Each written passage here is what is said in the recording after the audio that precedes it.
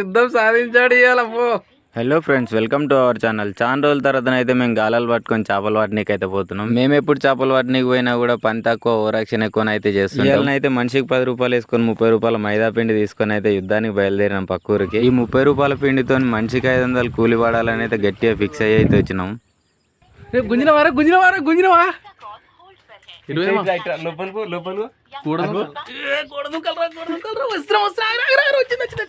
ఈ చెర్ల ఒక్కో చేపనైతే 10 కిలోల పైనే ఉంటది. అవన్నీ అయితే మమ్మల్ని చూసి ఏమనుకునేవో తెలియదు కానీ రొయ్యనైతే పడ్డది. పిండితోనే అసలు రొయ్యలు పడతాయని అయితే ఇదే ఫస్ట్ టైం మేమైతే చూసుడు. రొయ్యనాల్లో తినేమనాల్లో కూడా తెలియదు, అంత పెద్దగానే అవుతుంది ఇది.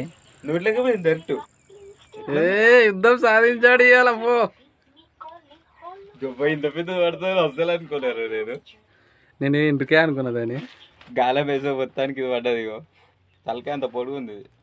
పొద్దునేది అన్నం తినకుండా ఒక్కటి పట్టిన దొంగోనికి చెప్పే లాభం అన్నట్టయితే దొరికిందంతో సంతోషపడి ఇంటికి అయితే తీసుకొచ్చిన. చూడడానికి నా అర్చే అంత పొడుగు అవుతుంది. నీట్ గానైతే కడిగేసి పక్కకు పెట్టిన. అప్పుడు ఆలోచనలో పడ్డా దీన్ని ఎట్లా ఉండాలని. యూట్యూబ్ లో అయితే ఒక 10 వీడియోలు దోలాడినాక అప్పుడు అర్థమైంది నాలో ఉన్న చెఫ్ని బయటకు తీయాలని. దాన్ని అయితే ఫ్రెష్ గా కడుక్కొని కారం, ఉప్పు, మసాలా, పసుపు, అల్మెల్లిగడ్డ అన్ని అయితే రుద్ది పెట్టేసిన. 10 నిమిషాలు ఆగి గ్యాస్ అయితే వెలిగించి చిన్న కడాయి దానికి సరిపోయేంత అయితే పెట్టిన. అప్పుడు నాకు ఆలోచన వచ్చింది. నా వంట చూసి ఆయనతో నచ్చి మా అమ్మ రోజు నాతోనే ఏడొండ పెడుతుందని భయంతోనైతే మెల్లగా వంట స్టార్ట్ చేసిన.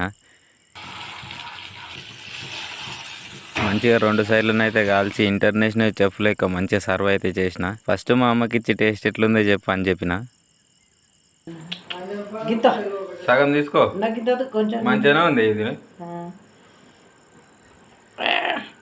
టేస్ట్ చూసినాకనైతే పరిచయం అయిపోయింది. టేస్ట్ మస్తు ఉందంట. అట్లనే మా నాయన కూడా కొంచెం ఇద్దాం టేస్ట్ ఎట్లుందో చెప్తాడని ఇచ్చిన. మిగిలింది అయితే మొత్తం తినేసిన నేనే. టేస్ట్ అయితే సూపర్ ఉంది. ఇట్లాంటి ఇంకో 10 దొరికితే బాగుండి అనిపించింది అప్పుడు. ఇలాంటివి అయితే చాలా వీడియోలు అయితే ప్లాన్ చేసి పెట్టినాం. అవి మిస్ కావద్దంటే మన ఛానల్ అయితే సబ్స్క్రైబ్ చేసుకోండి. ఈ వీడియో నచ్చినట్టయితే లైక్ చేయండి.